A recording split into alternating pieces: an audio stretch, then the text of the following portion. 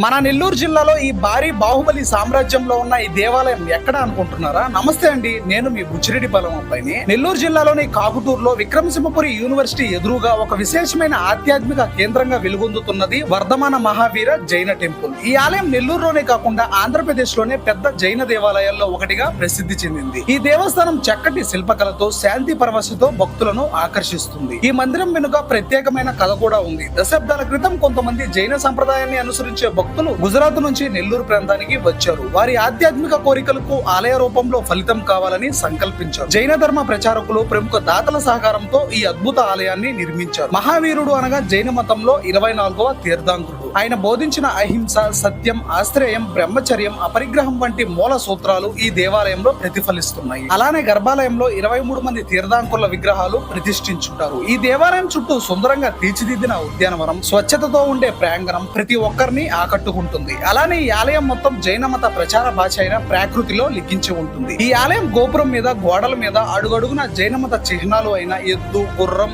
చక్రము, మేషం, పాము, ఏనుగు, శంఖం, సింహం, దుప్పి ఇంకా ఎన్నో రకాల చిహ్నాలు చాలా అందంగా చెక్కి ఉంటారు. ఈ వర్ధమాన మహావీర జైన దేవాలయం ఒక ఆధ్యాత్మిక శక్తి కేంద్రంగా మారింది. ఇది జైన సంప్రదాయాన్ని నూతన తరాలకు చేరవేస్తూ ప్రతి ఒక్కరికి శాంతిని అందిస్తూ నిలిచిపోతుంది. ఈ జైన్ టెంపుల్ కు వచ్చిన వాళ్ళు కామెంట్ చేసేయండి. ఈ reel me friends and family members కు షేర్ చేసేయండి. Signing off, me I love Buchi Reddy Palem.